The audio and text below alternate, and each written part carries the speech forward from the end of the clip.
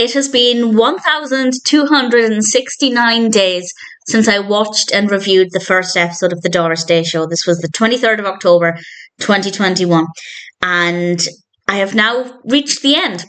As I mentioned in my previous Doris Day Show review, I decided to review the bulk of Season 5 in a couple of batches rather than reviewing individual episodes as I had done with the entirety of Seasons 1 to 4. And the reason for this is because I just wasn't enjoying it. I don't think Season 5 is very good compared with the rest of the show. And having now watched the second half of Season 5, episodes 13 to 24, I can confirm that I still stand by that. But actually, there were a couple of good episodes in this, and for a tiny moment, I actually was kicking myself for not reviewing the episodes individually, as there are a couple of good ones in this batch. But ultimately, I think I made the right decision. So I will go through the episodes in turn, share a little bit about the narrative, share some thoughts, because for the most part, I'm not loving Season 5. I don't have a lot to say.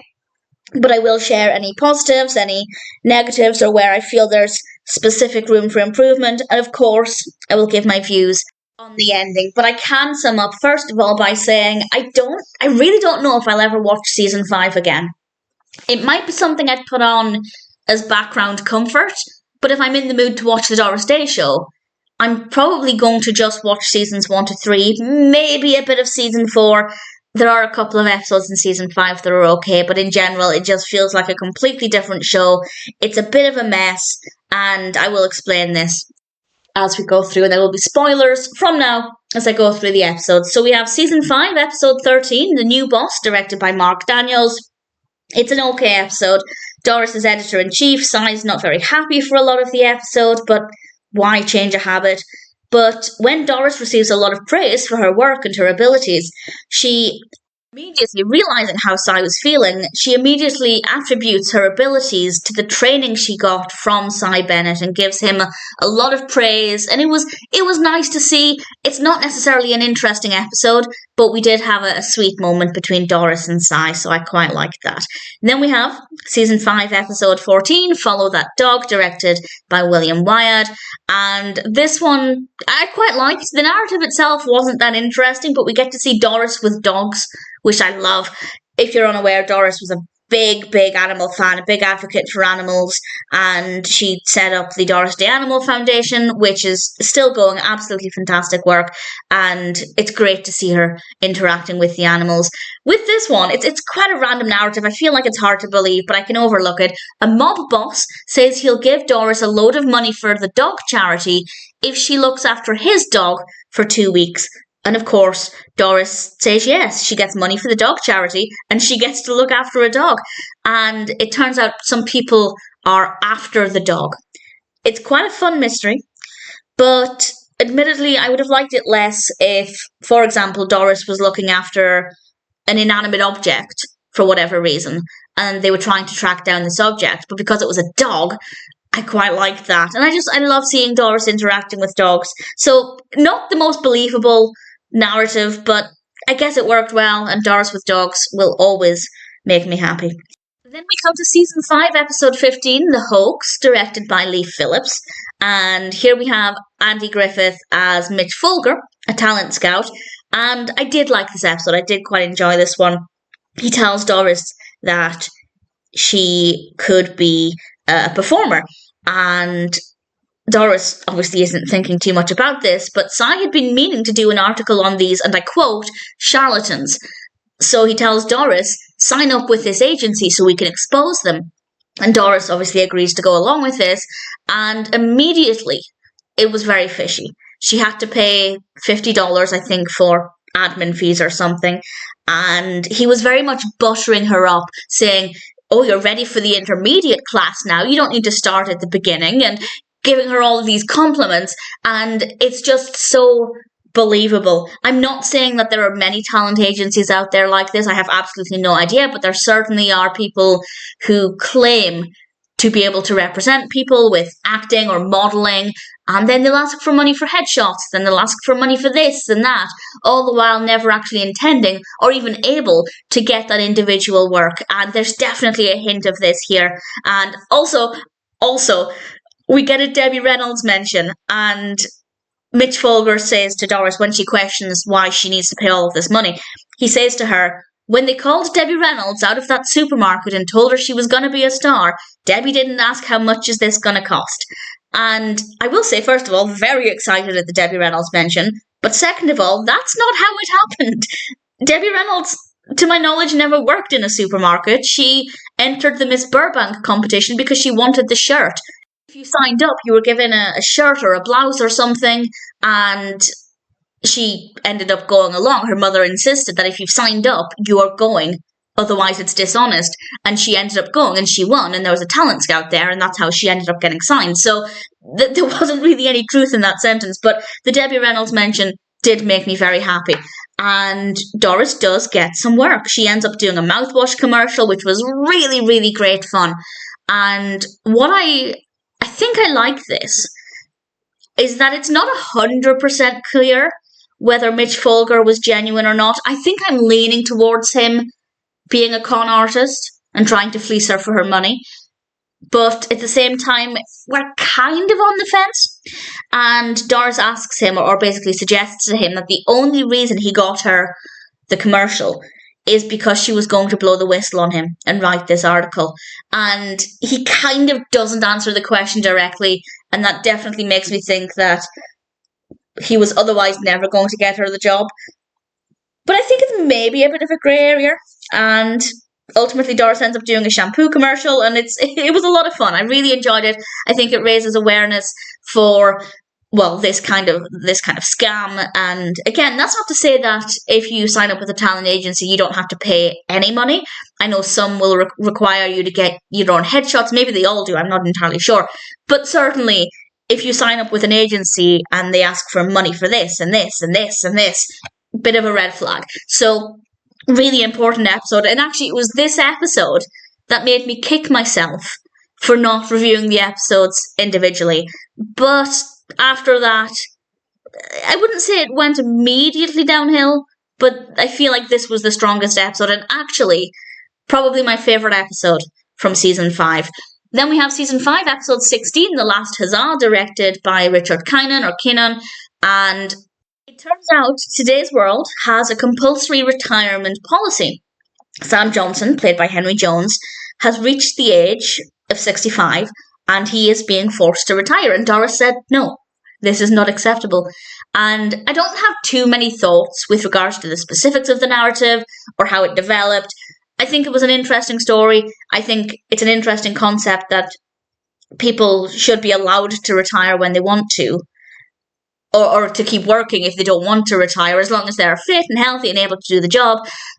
But at the same time, it just kind of made me laugh, because certainly in the UK, they keep increasing the retirement age to the point where we'll be fighting to retire at the age of 65 at one point. So, in fact, I think it is over 65 now. I'm not 100% sure, but I like the fact that the episode was actually showing a different side of it, and instead of campaigning for somebody to retire once they reach that age, but actually saying, well, if they don't want to retire, why are you forcing them? People shouldn't be aged out of work if they're not ready. And I think that was a really important concept. So, interesting enough, not the most fascinating in terms of the specifics of the narrative, but I did like the topic it was addressing, and there's absolutely nothing wrong with it. We then come to season 5, episode 17, Hospital Benefit, directed by Roger DeChowny, and yeah, it was good, but it was unnecessary. This is, I think, the third or the fourth, maybe the third fashion show based episode, where basically the entire episode is just Doris walking around in different outfits. And I have to say, this one is the most creative.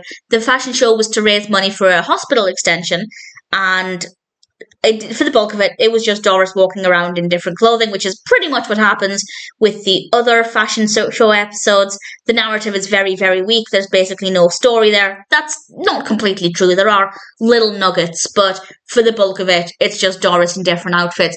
But with this one, unlike the previous one, she's not just walking up and down a catwalk. We have a much more fun set.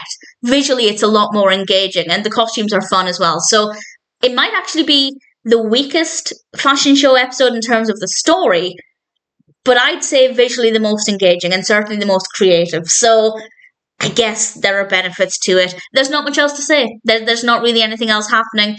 It's fine. It works well. we didn't really need a third or fourth. I think it's the third fashion show based episode, but I love watching Doris, so I can't really complain. Then we have season 5, episode 18. It's A Dog's Life, directed by Roger DeChowny, and here we have another dog-based episode, which I rather liked. Doris saves a dog from the dog catcher, and she tries to convince Mr. Jarvis to allow pets in the building, which it took me a second to realise this, but obviously before they decided to get rid of the children for no logical reason. I mean, there might have been a logical reason, but I think the show went downhill after they got rid of Toby and Billy. But it just occurred to me that also Nelson is no longer around either. It just didn't occur to me that the dog was no longer there. and I didn't realise until we were told that Mr. Jarvis, now owning the building, doesn't allow dogs. And she's having a conversation with him, and she refers to him in his childhood, and he says to her, "Miss Martin, I was never a child." I love Mr. Jarvis. I think he's so funny. And it ends with Mr. Jarvis getting a dog. He has seen the positive side of being a dog owner, and it was lovely. It was nice to see this softer side of him, and I rather enjoyed it a lot. And then it actually ends with Doris and a dog, and I had a lot of fun with that. So yeah, I didn't realise that Nelson was, at least I don't think I realised that Nelson was no longer in it either, which is a shame.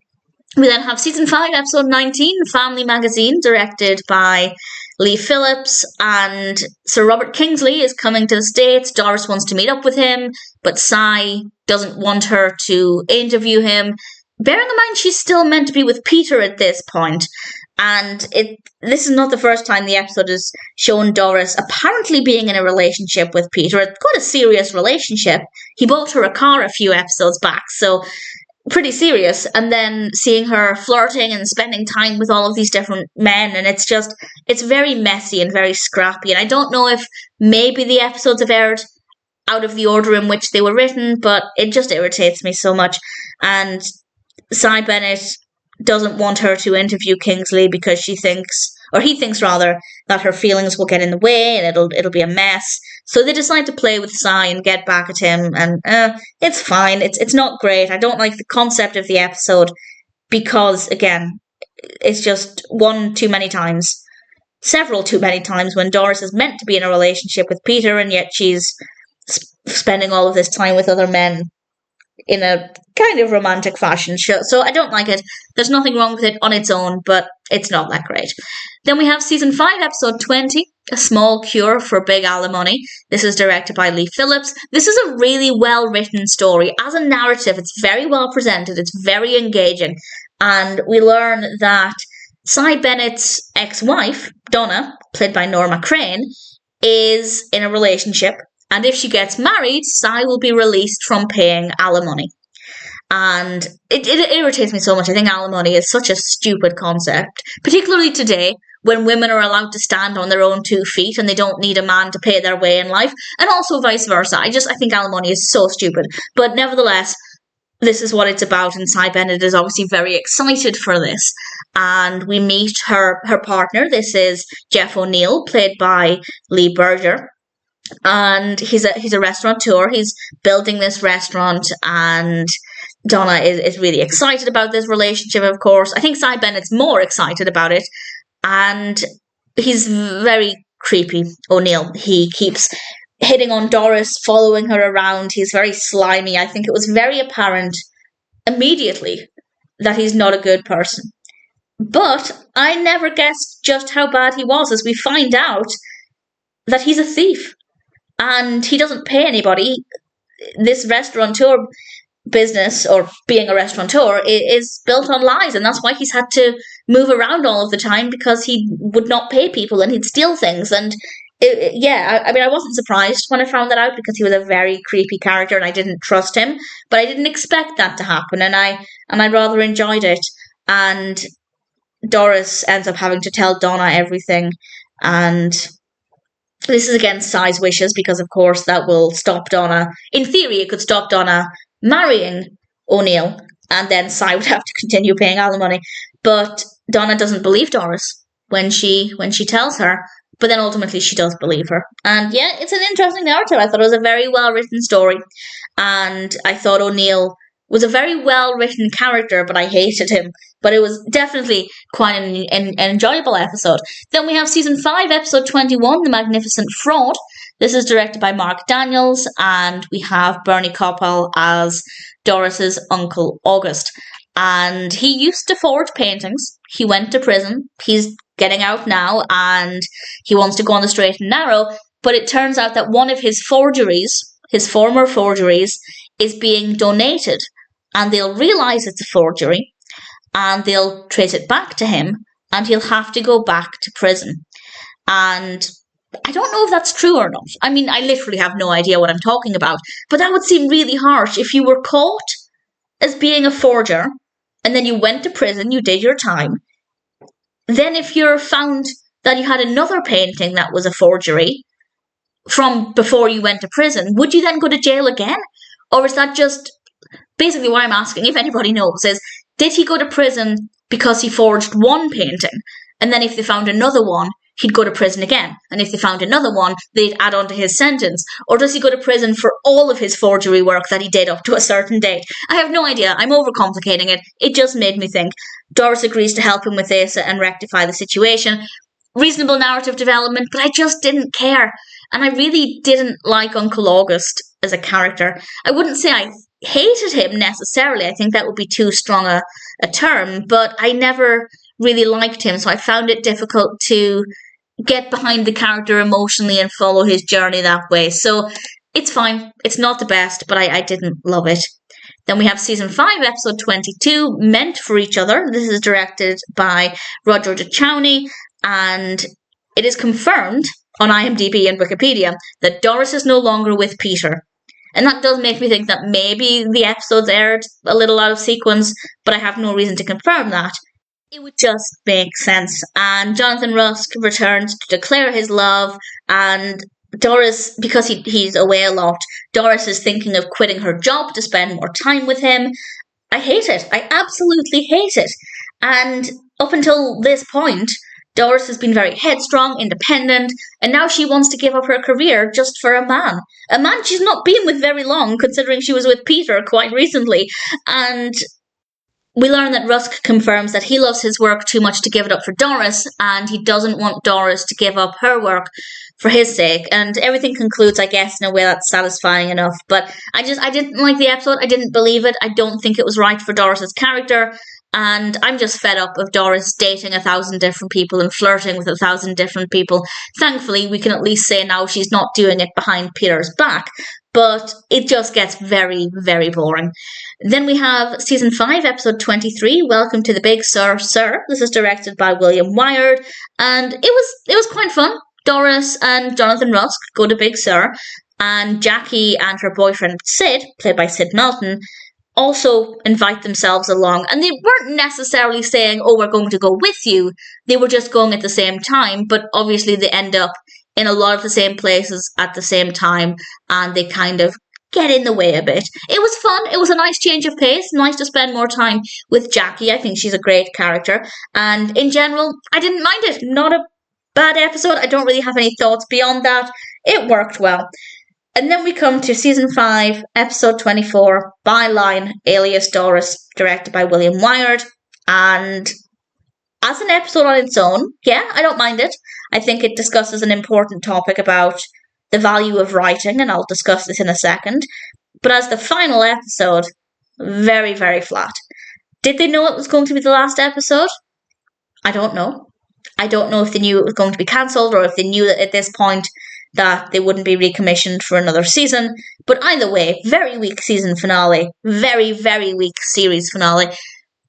Joey Foreman as Scotty is struggling to write an article, so he asks Doris for her help, and that means that she'll be writing something, but he'll get the credit for it. Meanwhile, her own articles are going to suffer because she's spending time on his article, and that's basically the narrative, and there are some great messages here. Do your own work, don't be afraid to ask for help, but don't take credit for somebody else's work, and if it affects your writing, bear that in mind before you help out somebody. So, some good messages if you are a writer. But as a story, I guess it was fine. There wasn't really anything about it that I enjoyed. And as an ending, as the season finale of Season 5 of the Doris Day Show, it didn't really offer anything interesting. As the series finale to the entirety of the Doris Day Show, it was not great. I don't know what I expected. Well, a tiny part of me expected that somehow we'd get some old faces back, even though Buck and Toby and Billy just don't exist anymore. Leroy could have returned. That could have been nice, but if he didn't ask where the children were, that would be a bit bizarre. So, not a great ending. But in general, the second half of season 5 has been okay. It's not bad. Would I watch season 5 again? I honestly don't know. I might watch bits and pieces of it, but as a whole, it's not great. But nevertheless, I have ultimately enjoyed watching the show for the last almost half a decade. Just under half a decade. I used to watch one episode a week, but with season 5, I quickened through them. And honestly, I feel like I need to go back and watch some season 1 episodes and watch things from the beginning, because it's a beautiful, beautiful show. Seasons 1 to 3 are absolutely gorgeous. Perfect. Absolutely perfect. Season 4, yeah, it's fine. It's okay. It's a little different, but not tremendously so. A lot of the narratives still have a kind of similar feel to it, and season 5 is just a different show entirely, and in some ways with a different character. This Doris Martin is a little different to the earlier Doris Martin. Not that character development can't happen, but I don't think it's character development. I think it's just a complete change in personality. So season 5 isn't great, not the strongest ending, but some decent enough episodes, and ultimately, I've really enjoyed my experience with the Doris Day Show. Very happy to recommend it, and really looking forward to going back and watching season 1 again.